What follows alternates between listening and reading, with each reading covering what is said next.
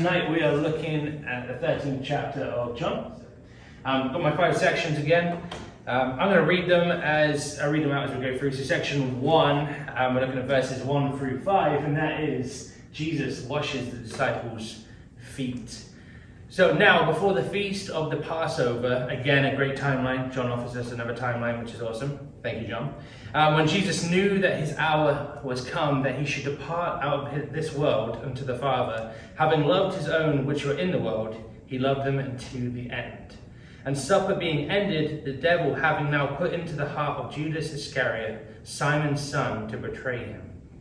Jesus, knowing that the Father had given all things into his hands, and that he was come from God and went to God, he riseth from supper, and laid aside his garments, and took a towel, and girded himself. After that he poureth water into a basin, and began to wash the disciples' feet, and to wipe them with the towel wherewith he was girded. Okay, so as I said, a time reference before the feast of Passover. John does a great job, again, of telling us when things are going down. He did it before when it was the lead up to the feast, and as people were walking into the city, he was saying, hey, it was this time, and this time it was like 8 days, 7 days, 6 days, and you can track that through the last couple of chapters. Well, now he's saying just before the feast of the Passover, just before. So Jesus was about to share a meal with his disciples. It was being celebrated the day before. This is what other commentaries say now. So this says, before the feast of the Passover. And because Jesus knows that his hour has come, we're getting this picture that it's real close. Okay, looking at different Bibles, a couple of them say the day before, the night before, something like, along those lines. And you kind of go, okay. I like to think about it of just saying, actually, because Jesus knows that his hour is coming, you can work out, he knows it's pretty close to the end. And we can work out that way, the feast before the Passover. So it tells us Jesus knew his hour had come, and that he should depart out of this world. So Jesus lived his life in anticipation of this exact hour. He knew when it wasn't going to happen and when it was. So he knew when it had not come. John 2:4, I said these last week as well, but it's really interesting to remember these. Chapter 2, verse 4, chapter 7, verse 30, and chapter 8, verse 20 of John. All those times he's saying, it's not time. Don't try and kill me, it's not time. Don't try and catch me, it's not time. Don't try and stone me, it's not time. But in John 12, how's it going, guys? 12:23 to 27, he spoke of the awareness that his hour had in fact now come. Remember, that was when certain Greeks had come to meet him. And it wasn't just Jews that wanted to know him now. It wasn't just his disciples or people of the area. It was in fact people coming from Gentile areas, and they all wanted to know who Jesus is now. That's kind of when it all kicked off. That's now Jesus' big sign to say, green light. Stuff's coming to an end. It's going to get a lot trickier. So Jesus' public ministry was now over. In close to 24 hours, Jesus would hang on the cross. This was the beginning of the end.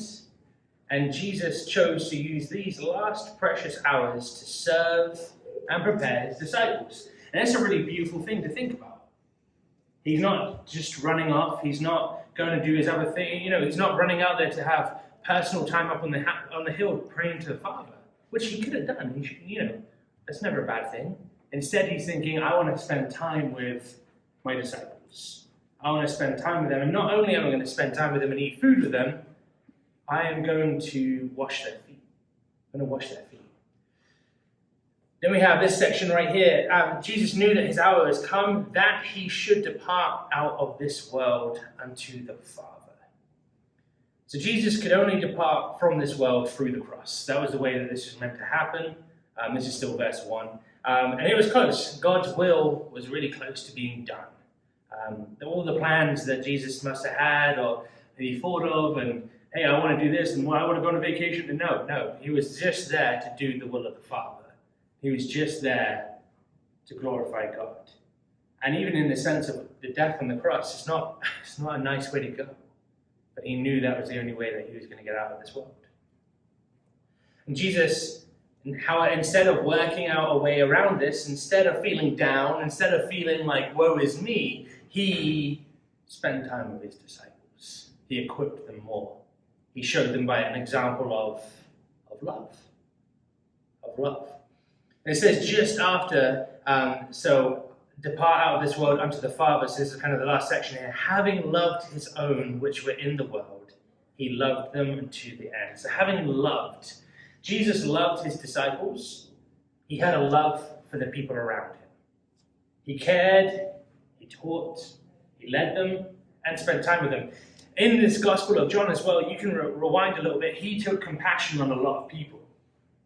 He looked around and he said, these people look lost. These people look scared. They are like sheep without a shepherd. They have not been fed. We should feed them. This man is blind. We should let him see again. He had so much compassion and love. And then even in this time right now, he's turning around and saying, I still have that compassion and love even deeper for my disciples, that I'm not just going to go and spend this time on my own. I want to spend my last hours with you. I want to spend this last meal time with the closest people I have around here. And that was more than what the average rabbi would do, of course. And then we have this phrase, having loved his own. Having loved his own. So not just having loved. Like obviously he loved the world because he came to the world to save the world. But having loved his own people. So Jesus, there is a love that Jesus has for all people. And we see that on the cross. But then there is a love that we have for his own. Those people that he chose, right? We see the love of the world to the whole world of Jesus on the cross. John 3:16 tells us that. But to his own, the disciples were all chosen. They were all spotted in a crowd, and Jesus said, you, come with me. Come with me. Spend time with me. Follow me. Let me be your rabbi, and you can be my disciple. And what a way to love. And Jesus loved them. He loved them all the way to the cross. He continued to love them to the very end. A love that will never end. It isn't a love that comes and goes. Here today, gone tomorrow. That's not the type of love that this is. This is Jesus saying, I loved you right then when I saw you fishermen in the boats, and I said, come and join me and become fishers of men. And now I'm loving you to the very end of my life, where I go to the cross, and I will still love you. And we're going to read in a second about how he shows that love to his disciples, more than any other rabbi would have ever done. It was unheard of, but he did it. And when a human, think about this. I'm married, I love my wife, and I've said it, I love you forever. I love you forever. No, I won't, because I don't know what forever is. I don't know what that's a really nice thing to say, but it's a lie. Because I'm not outside of time. I cannot love for forever, right? My love has a timeline on it. And that's a sad thing to think about, but it's the truth. It's just the truth. It's a nice thing to say, but our forever is limited. However, Jesus is forever. And to the end, ... right? Because God is outside of time. He's the creator of time.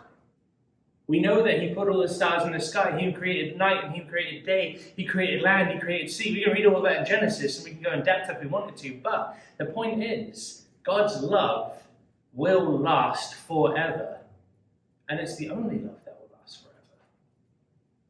I could say that so many times to my kid, like, I love you so much, I love you forever, I love my wife, I love you forever. I write it in a Valentine's card, it makes it really salty, it's fantastic. But it's that thing of, it's not true, because I have a timeline on my life. Whereas God, the creator of the whole world, does not. And his love does last forever. So verse 2, and supper being ended, after supper has finished. The meal is done. Jesus rose from the floor and started to wash the disciples' feet. And we can read that the devil already had put it in the heart of Judas to betray Jesus. And it's really important, again, I love how John writes, because he wants you to know exactly what's going on, who it is and why. So he says, and the devil, having now put into the heart of Judas. You could have said Judas, but no, it's Judas Iscariot. Okay, well, I do know that guy. Yeah, but do you know that he's the son of Simon? You're like, oh, okay, real specific. You know exactly who this guy is now, okay? Let's track that back. He mentions it before as well about who Judas is, and they're like, we need you to know he's the bad guy. And the devil would put that in their heart so that he would betray Jesus. You see, Satan had been looking for a man to betray Jesus for a while, and now the choice was made. Judas, at this point, was the guy. That's the way it's going to be. Verse 3, Jesus, knowing that the Father had given all things into his hands and that he has come from God and went to God. So Jesus has been given all things into his hands. And Jesus is about to face the agony of the cross, the crucifixion, and the terror in the place of guilty sinners before the righteous wrath of God the Father. Think about that for a second. That's the heartbreak. God's given everything to Jesus. He has everything in his hands. Yet he's going to take that, go to the cross, bear all of our sins and shame on his shoulders, have the wrath of the Father come upon him. And that's really sad. That's crazy. And at the same time, Jesus went into this situation. We can say that's sad. But he's not a victim. He's the victor. He's the one that's being lifted up, exalted, elevated. Went through that last week as well. And he could have backed out at any time, because he could. He could have clicked his fingers as he was on the cross and said, angels, get me down, wipe these people out, because he could. He could have maybe even just said, are you Jesus? Yes, I am, and I am now king. Boom. Because he could. If he had spoken it into existence, it would have happened. But that wasn't the will of the Father, so he didn't do that. And there's an important thing to think about here. Because of the circumstances, because of the way that Jesus was going to die, he had to be raised up. He had to be elevated. He had to be lifted up. And there's that moment in chapter 13 where they talk about the Son of God being glorified, being lifted up. And that whole issue of elevation and exaltation. So in this moment, he literally lowered himself, stooping in humble service to the disciples, getting down on his knees, taking the position of a servant. But he did not do this out of weakness. You might think this is really a weak showing. Why are you doing this? Come on, Jesus, get up off the floor. He did it from a place of total authority and strength. Because the Father had given him all things into his hands. He could do what he wanted because the Father had already given it to him. And that he'd come from God and was going to God. That's really important. Where are you going? Well, I'm going back to God. Where'd you come from? Same place. You know, I know where I'm going. Know where I've come from. Know where I'm going. That's kind of nice. That gives you a bit of confidence, right? You don't need a map for that. You just know where you're going. Jesus knew exactly where he came from, why he was on earth, and where he was going after all of this was done. Jesus knew his identity as one who had come from God and as one who was going back to God. It's really important that we all understand our identity, that it's been changed. If you accept Jesus into your life as Lord and Savior, if you've confessed with your mouth and believe in your heart that you have been saved now, your identity's changed. You're no longer sinful Jamie covered in sin. You're sinful Jamie saved by the grace of God. It's a big difference right there. You know, it doesn't mean you still don't sin, but what it does mean is God's in charge. I'm going to try and be better. I'm going to try and do different things here. And in verses 4 and 5, we can read that Jesus stood up from the supper and laid aside his garments and began to wash the disciples' feet. And as I said, this was an act that only slaves performed. Not a nice one. Not a nice. The lowest slave would have to come over and take off the person's open-toed shoe and start scrubbing all that dust and dirt and animal mark off the shoe. You know, they didn't really have dog parks and fire hydrants for dogs to pee and poop on, right? You know, that's just not what happened back then. They just went wherever they wanted, and if that's where you're walking, that's where you're walking. I'm going from A to B, this is the way it's going to be. And that servant would have to come down and scrub those toes, make them nice and clean.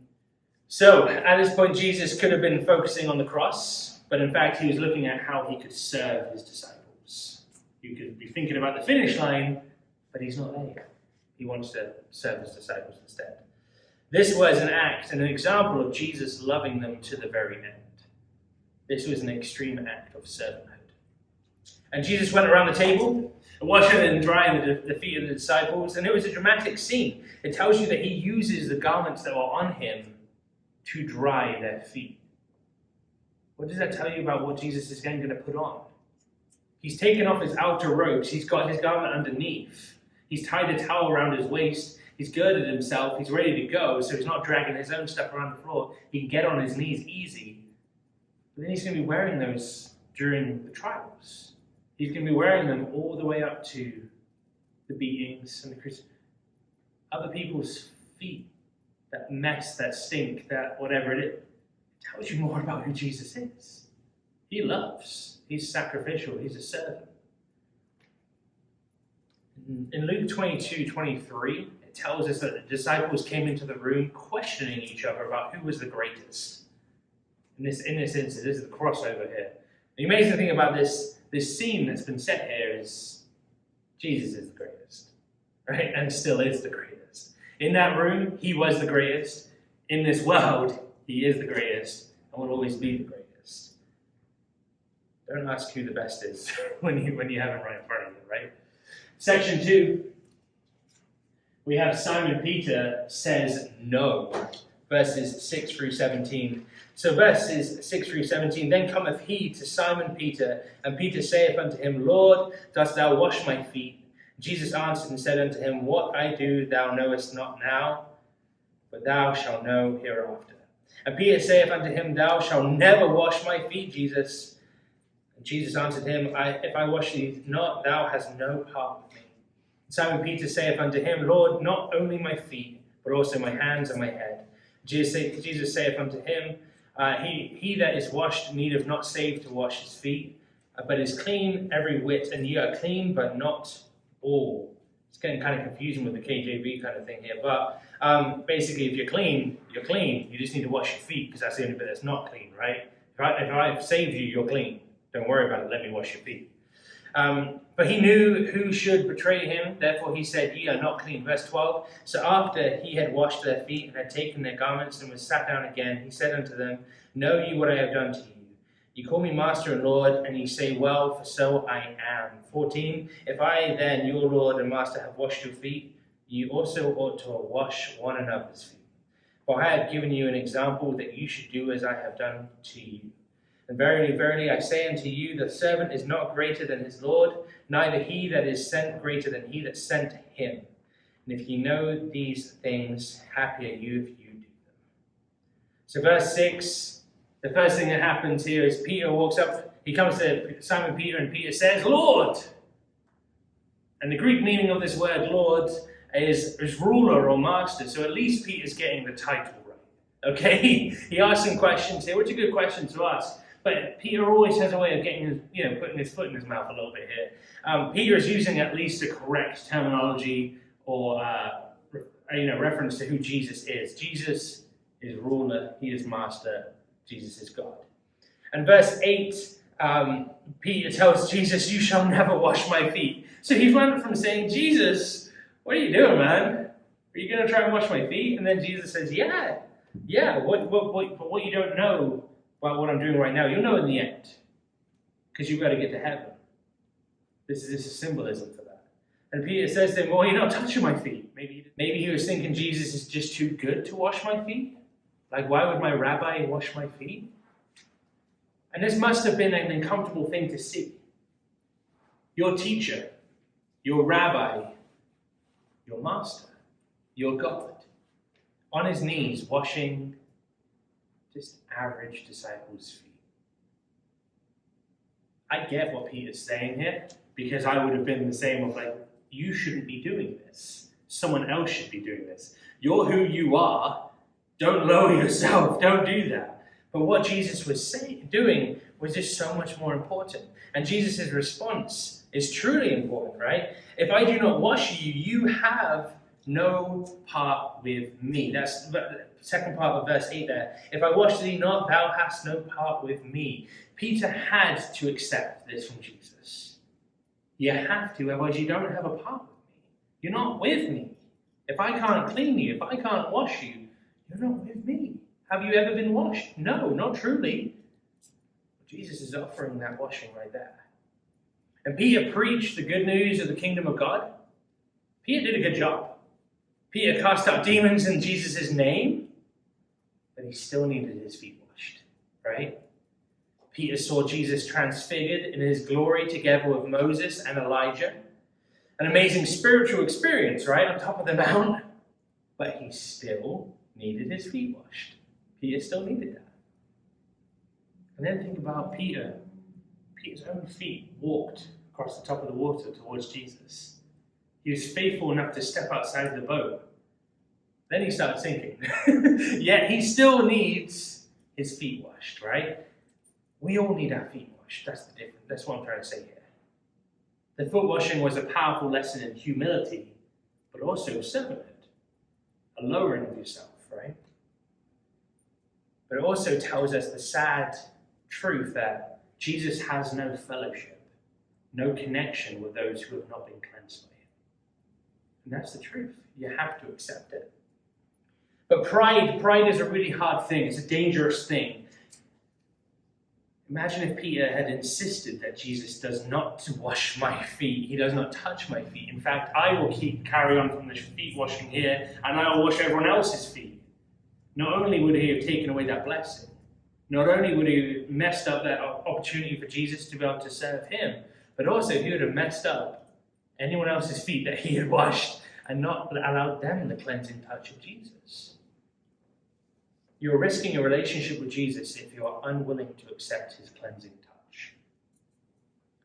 But the actual foot washing was not so important, but as we can see, Jesus washed all the disciples' feet, every single one of them, okay? Including Judas. It's not important in the sense of like the actions, the message behind it is really important. Humility, love, servanthood. Serving those who are ready to stab you in the back. Literally, the ones who are wanting to take you out. Verse 9, Simon Peter saith unto him, Lord, not my feet only, but also my hands and my head. And thankfully, Peter's response isn't one of pride, it's humility, right? He doesn't stick with that, I don't need this. He's saying, actually, okay, just absolute shower, please, Jesus. Like, don't even worry. That's foot water. I don't mind. Tip it over my head. Like, I need that. But sometimes we show a servant's heart by accepting the service of others to us. That's allowing them to serve. That's showing a servant heart. If we only serve and refuse to serve, it can be a sign of deep-rooted pride. But it robs people of the blessing. I've already said this about Jesus washing your feet. That's an incredible thing. But think about someone goes out of their way to look after you, and they carry all your, go shopping for you, bring all your groceries home. They knock on the door, and you open the door, and you say, "No, I'm good, thanks." Well, I just put time into that, money into that, and energy into that, just to drive it to your front door, and you to turn it away. You're rejecting the blessing. You're rejecting the gift. You're rejecting all that I poured out into that.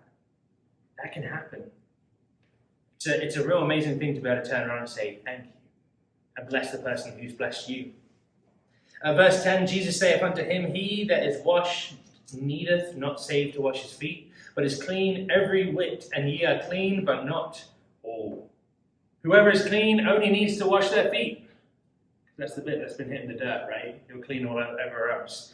If I have cleansed you spiritually, then allow me to wash your physical feet out of service. Army and Kai, my kids, they like to go and run around in the creek at the bottom of the field. And it's amazing because it's a creek at the bottom of the field. We get a lot of wildlife down there and everything like that.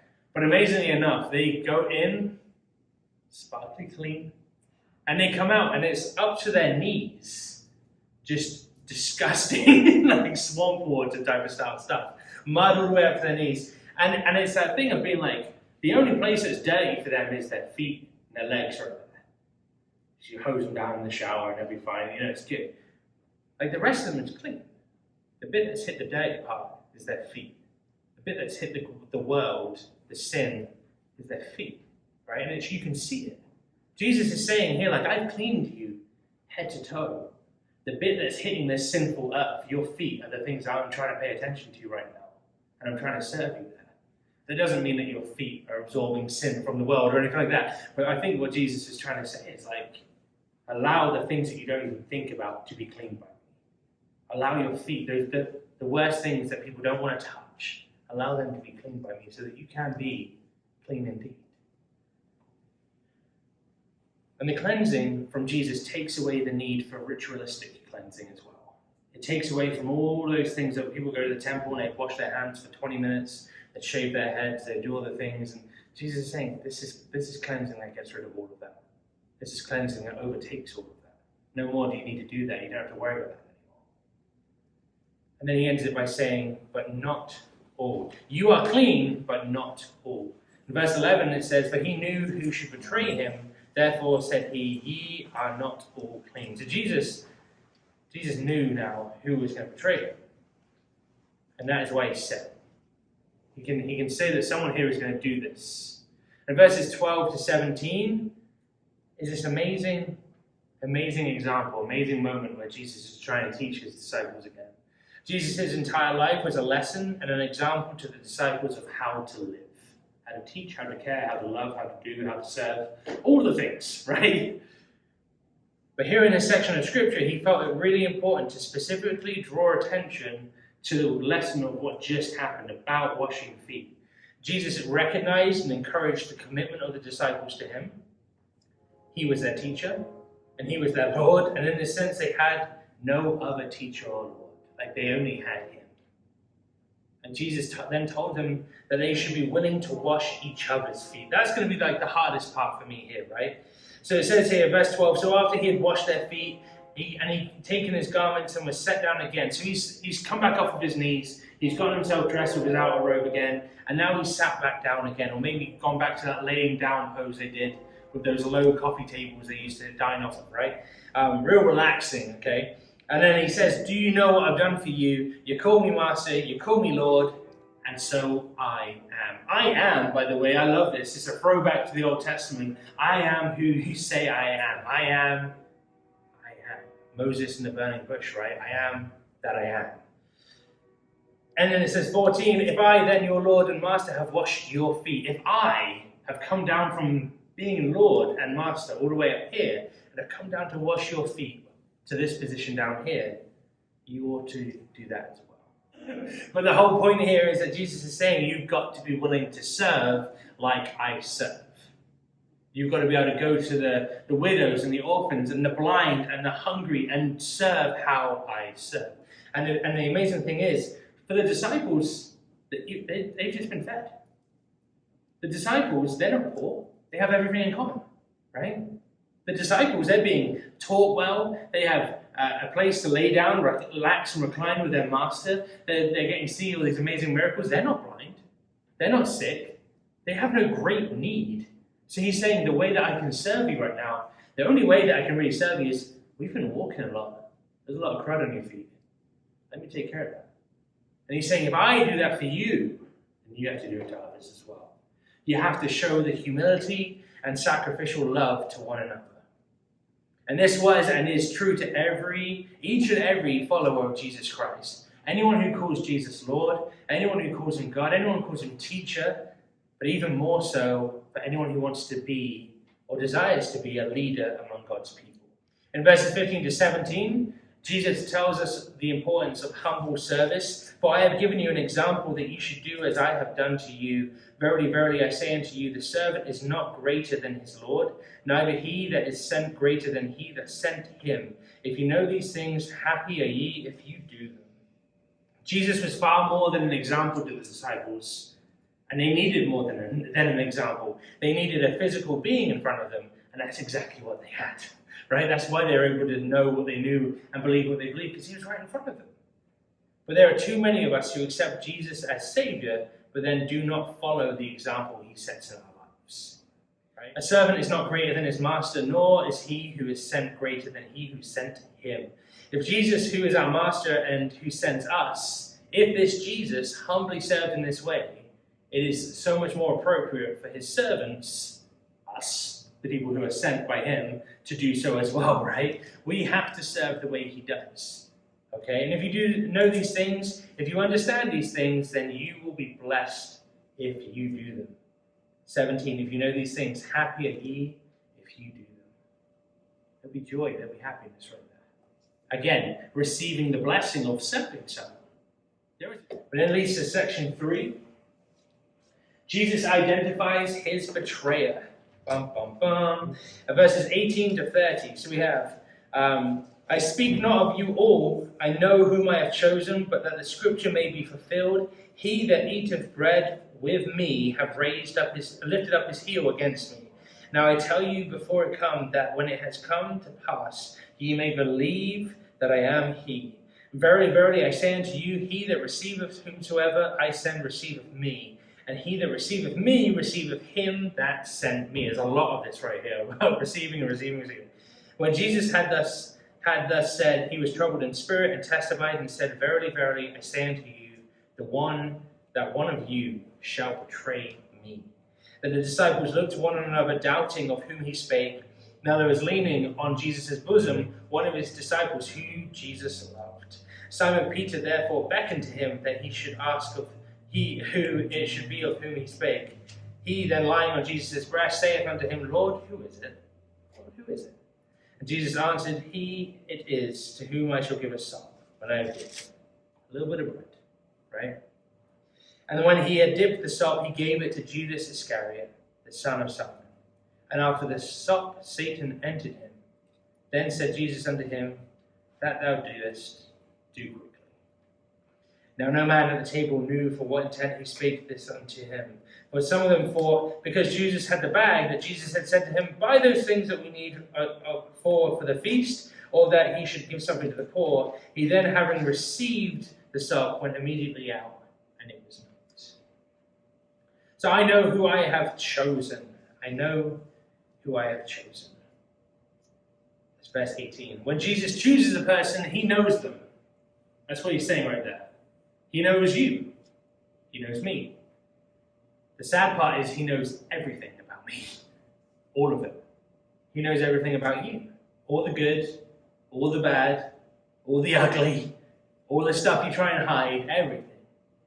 But this is important for Jesus to tell the disciples that he was not surprised by the betrayal. He just wasn't surprised for it, that it would soon happen. And when we're accepted into Jesus' family, he knows everything about us. He knows our hearts. He that eateth bread with me have lifted up his heel against me. Psalm 41:9 tells us of a friend who breaks bread and then lifts their heel against you. Psalm 41:9, yeah. A great betrayal and treachery, because that would be an insult. You're eating my meal and then you're lifting your heel to me? Slap in the face. In verse 19, now I tell you before it came, that when it has come to pass, ye may believe that I am he. Again, that word, I am. I am he. Yahweh, I am. I am that I am. Jesus is telling all that he is the Son of God again. He's that reminder again. In verse 20, verily, verily, listen up. I'm going to repeat myself. You need to know this stuff truly, truly. Okay? Jesus reminded all of the disciples, the faithful ones and Judas, that his work was not finished. Judas would not win. The work of Jesus would continue, and they would go forth as his representative, right? Anyone he that receiveth whomsoever I send receiveth me, right? I'm going to send you guys out, and whoever receives you is going to receive me. And he that receiveth me receiveth him that sent me. And through that you are connected to God the Father, who did the sending of me. He also wanted Judas to know that rejecting him meant rejecting the God who sent Jesus. It's kind of a two-way street here. Saying the disciples, you stick with me and you go out and you're sent out, you're going to be able to take my message out to all these people and they'll receive the Spirit, they'll receive me, they'll receive connection with God the Father. But actually, those who reject then get the opposite. It's a sad way to live. Verse 21, when Jesus had thus said, he was troubled in spirit and testified. Jesus was troubled in spirit again. Jesus is troubled. This happened a couple of times during John. But Jesus was not emotionally detached from all the events going on. This is what I love about this. He's troubled in spirit. It means he's connected. When Lazarus died, what happened? He was troubled in spirit and he cried out. Okay? Jesus loved Judas. Think about that. Judas was a disciple that he chose. that have been with him for the last 3 years, that he'd put faith in and hope in and trust in and all that stuff. Jesus loved Judas and was troubled for Judas's sake. But Jesus revealed that one of them was in fact a traitor. And Jesus showed that he was in control, that he knew what was going on. And this shocked the disciples. There was nothing that really stood out to make Judas the obvious one. He's the guy that carries the money, right? He's that guy. Maybe they forgot what happened in a couple of chapters before when he was like, maybe she shouldn't have wiped your feet with perfume. Maybe they forgot that, but in the Gospel of Matthew 26:22, we can read that they asked the question, who is it? Who is it? Is it me? Is it you? Who is it? They're turning around, they're pointing at us, is it me? Is it this guy? Is it him? I'll get it for you. Is it him? Verse 23 and 24 tells us Peter asking this question, who is it? Who is it? There was leaning on Jesus' bosom one of his disciples whom Jesus loved. Simon Peter therefore beckoned to him that he should ask who it should be of whom he spake. 25, he then lying on Jesus' breast saith unto him, Lord, who is it? Who is it? So he's quietly sat next to Jesus, but then it says about he's laying on his chest. He's close. He's close to him. And you think, they're reclining. The way they would eat would be feet away from the table, laying down on one side, leaning on the right elbow, everyone in the same way, so that everyone can see each other, right? And they would be close. They'd be reclining right there. Coffee table size table, low to the ground. All the food on that. That's how it would happen. And the place of honor at a feast would be to the left of the main person, and then to the right. We can see that Peter was sat close enough to Jesus to ask this question quietly. He must have been in one of those two seats. Verse 26, Jesus answered, He it is to whom I shall give a sop when I have dipped it. It's the one who I give a piece of bread to. The giving of the dipped bread was usually a specific honor, kind of like a toast at a banquet. This guy, yeah, person of honor. Nowadays, we lift up the glass, then it was, you get fed a piece of bread dipped in. And Jesus identified the betrayer to John, and it seems like none of the other disciples. Everyone's, we go back to 22, and the disciples look on another, doubting of whom he spake. Maybe they've continued that conversation of, is it this guy? I don't know. I always see that guy. He's kind of weird. He's kind of shady, blah, blah, blah. They might have kind of carried on here, but Jesus talks to John, but John did not stop Judas. Maybe he was shocked or confused, just taken back, like, what? We spent so much time with this guy. How can you say that? But sometimes in life, we can feel that people are against us, even when they're not. Even when they're not, when you think something's going wrong, you go and talk to them, and it's finally like you clear the air. And they're like, oh, I was wondering why you weren't talking to me. And you're like, oh, you were? I wasn't talking to you because I heard that you didn't like me. And I don't like you. I've never even spoken to you. And it happens, But Jesus knew that Judas was against him, yet his love and goodness seemed to become greater rather than lesser. He still served him. He still allowed him to be in the meal. He still gave him the opportunity to repent. Without revealing him truly as a betrayer, like he identified him by giving him the bread. But he didn't say, disciples, get him! He's going to betray me! Because that would have been a wise thing to do, maybe. Who you working for, Judas? But instead, he allows him to head off. Through verses 27 to 30, we can read about the departure of Judas. The departure, right? And after 27, and after the sop, Satan entered him. And it was already in the heart of Jesus. John 13:2 says that, okay, just at the very start of this chapter. Yet when Judas rejected the love and favor of Jesus, it broke some type of barrier with him, and Satan entered him. It says already in section 2 here, and the devil having now put into the heart of Judas Iscariot, okay? But then it says back here in 27 that Satan entered him. Maybe there was a doubt, maybe there was an idea, maybe there was something, a little seed sown into the heart of Judas, but now it's like, this is happening. This is the way it's going to be. And Jesus stands up and says to him, 27 at the end there, that thou doest do quickly. What you do it quickly.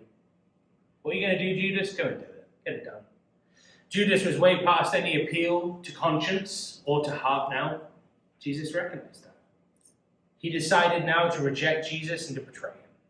Judas knew that Jesus knew that his disciple would betray his master, right? Everyone knows stuff now. It's a long chain of knowledge. Yeah. But Jesus knew everything. Jesus remained in control the whole time, but didn't allow his emotions to take over the situation. Verse 28, now no man at the table knew for what intent he spake this unto him. See, obviously he said it loud enough for people to then be like, what did he say? Why did he say that? That sounds kind of funny. But they're painting a picture here saying this was a private conversation, and now it's not. Now the disciples are paying attention again. If the disciples knew, they would have stopped Judas. Think about that. You got a couple of sons of thunder in there that could have thrown him a beating. That would have happened. They thought that this conversation Jesus and Judas were having was about paying for the meal, or paying for food and supplies they have for the feast, or giving something to the poor instead. But no, that's because he had the money bag and they're giving him a good idea, right? Verse 30, though, it says, as soon as he had received the sop, he went immediately out, and it was night. Judas left his fellow disciples, left his master, and went out into the night. In this action of turning his back and walking away, Judas shows us that fallen man needs more than an example, and even more than just good teaching, right? Judas had the best example, the best teacher, and was still lost. You need more than that sometimes. That's just the truth. Section 4, the new commandment, verses 31 and 30 to 35. We have here, therefore, when he was gone, Jesus said, now is the Son of Man glorified, and God is glorified in him. And if God be glorified in him, God shall also glorify him in himself, and shall straightway glorify him. I count 5 glorifies or glorified, okay? Little children, yet a little while I am with you. You shall seek me, and as I said unto the Jews, whither I go, ye cannot come. So now I say to you, a new commandment I give unto you, that ye love one another, as I have loved you, that ye also love one another. By this shall all men know that ye are my disciples, if you have love to one another. The Son of Man is glorified. The Son of Man is glorified. Verse 31 right there. When Judas left, Jesus knew that everything was set into motion now. His arrest, the trials, the humiliation, the condemnation, the beatings, the crucifixion, crown of thorns, spear in the side, the burial. Jesus spoke of the coming death as glorification as he was being lifted up for all to see. The word glory is said a lot here, right? I think I counted it 5 times. But that's just because Jesus knew exactly what was going to happen. He knew exactly how this was going to end, and it was the glorifying of God. With his death, God would be glorified. With Jesus' life, God was glorified. Okay. Verse 33, little children, yet a little while I am with you, ye shall seek me, and as I said unto the Jews, wherever I go, you cannot come. So now I say to you. Jesus reveals that he will soon depart. I'm with you right now, but not for much longer. The disciples at this point must have been thinking, this is incredible, this is amazing, this is, whoa, what just happened? But I left everything. I left everything to follow you. I left my fishing business, my tax collecting business, my whatever business, my family, everything. I even said, can I go and bury that guy? And you said, no, follow me now, because I'm not going to be here when you come back. I didn't even get to bury them. And I followed you, Jesus. And now you're saying, after 3 years together, you're saying you're leaving. That must be an incredible moment. And I say incredible as like incredibly sad. You're leaving us? Verse 34 to 35, Jesus tells us of a new commandment. A new commandment. But this is in fact an old commandment, but it is presented in a different way. Okay, let's just get that right, okay? That you love one another. He's already said it. He's already told about serving one another, to lower yourself and to be a servant. It could have been easy to think that Jesus was going to say, love me, love God, love love religion, love the church, whatever, But instead, Jesus directed them to love one another. Right? He's not putting something in a higher place than that. But what it does is emphasizes the importance of a special presence of love and care among the followers of Jesus Christ. He's saying we should love each other. When you guys come together, there should be love in this place because you're all connected through Jesus Christ. And you don't just love like you normally love. You love as I have loved. That's a different standard. This command to love was not new, but the difference was love as Jesus has loved. Right? Love has now been given a deeper meaning based on the example given by Jesus Christ. He's like, oh, love, yeah, that's fine. I'll send him a birthday card. That's all right. He's like, oh, yeah, that's good. Yeah, it's good. It's a good start. What? No, you got to love it like I love. Like I went to everyone and treated them all the same. I went to everyone and taught them all the same message. I went to everyone and healed the sick and loved the widows and looked after the orphans and made sure everyone was okay as much as I can do. I fed the hungry. I looked after people.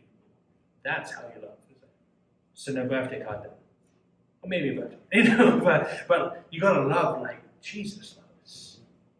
We are called to love our neighbors as ourselves, but we are called to love our fellow Christians as Christ loved us. And that is so much more than we love ourselves, right? That's so much more because it's Jesus, right? It's Jesus. Verse 35, by this shall all men know that you are my disciples if you have love one to another. They will know this because of the love you show. Jesus told the disciples that love would be the identifying mark of his disciples. And it wasn't that love from the outside of the world was not important. We're meant to love the world, right? The people, not the world itself, not the sin, but the people. But it's meant to love one another as Christians, as Christ followers, and to support each other there. And how we show each other love identifies us as disciples of Jesus Christ. The world will also set us apart by the way we treat each other, wherever you are. Section 5, Jesus predicts Peter's denial, verses 36 to 38. Simon Peter said unto him, Lord, whither goest thou? Jesus answered him, Whither I go, thou canst not follow me now, but thou shalt follow me afterwards. And Peter said unto him, Lord, why can I not follow thee now? I will lay down my life for thy sake. Come on, Peter. Come on, Peter. And Jesus answered him, verse 38, Wilt thou lay down thy life for my sake? Verily, verily, I say unto thee, the cock shall not crow till thou hast denied me thrice. Lord, where are you going? That's how this conversation started. Where are you going? Where are you going, Lord? Peter and the disciples still did not understand Jesus. Peter perhaps thought that Jesus was going on a journey without them. Going on a vacation? Can I come? Where are you going? Going to the coast? Give me more info, Jesus. Where are you going? When will you be back? Why can't I follow you? Why can't I come with you? Where I'm going, you cannot follow. But you can afterwards. Right? Where I'm going is to death. But after death, that's where you can follow me. Death was Jesus' next stage. He did not want the disciples to follow him there, right? But afterwards, when he had come back, when he was resurrected, when he came back there, that is when Jesus wanted them to follow him to heaven. Not to death, to heaven. That's the difference here. We don't need to settle for death as Christ followers now. I don't need to be scared of that because I know where I'm going after. I know where I'm going. But Lord, why? Why can't I come with you? Because you see, the disciples' duty, a disciple's duty was to follow the rabbi. That was his job. If you're gone, Jesus, then who am I following? If you're gone, then am I no longer a disciple? If you're gone, then what am I?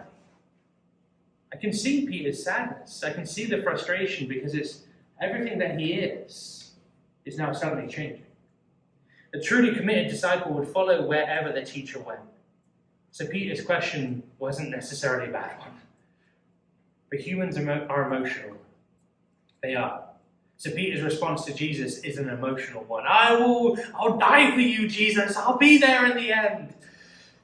But just like his reaction later on when he denies Jesus is an emotional one as well. But we can see that what Judas did was deliberate and planned. Judas knew what he was doing, and he went with it.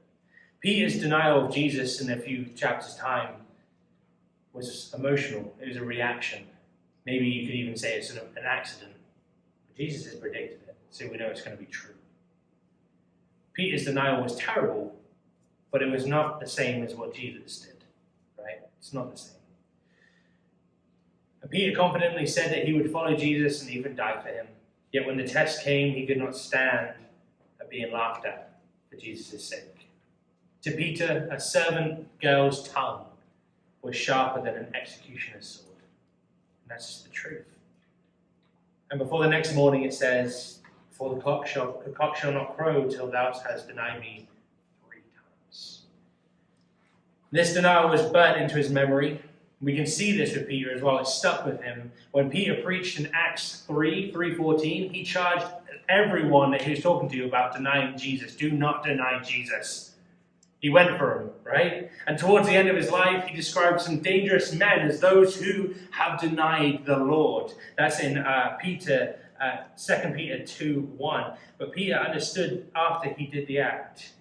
He then took his chance to teach others to steer clear of that. That's love. That's servanthood. That's doing what Jesus did and took teaching, right? And guys, that's chapter 13 of John. I've got 3 extra points here. So 3 final points for you now. How do you serve others? The disciples would have cleaned Jesus' feet, but not each other's, right? How are you serving others? Are you willing to get down and do the horrible stuff when no one else really wants to? Are you willing to be that servant-hearted person? Jesus is asking us to do that, and he says you ought to do that for others as well, even if it's not nice. You ought to do it. How do you serve others? Second one here, are you cleansed by Jesus? The only way you can be with him is if he cleans you completely. You know, we can talk about Romans Road right here, but we can also just talk about the cleansing touch of Jesus Christ in your life. And how if you reject it, you reject all that comes with that. But if you accept it, you accept this touch that cleans you completely. And that's an amazing thing to think about. But it's the acceptance of that gift. It's the belief, it's the faith. And point 3 here, how are you loving others? How are you loving others? How are you showing that you are a follower of Jesus Christ? How are you standing out in the rest of the world when they are doing whatever they want to do? How are you being different? Jesus is asking us to show love, and that people will see us and know that we are followers of him by the love that we show. That's an amazing thing to think about, but it's a big responsibility. How are you showing love to others?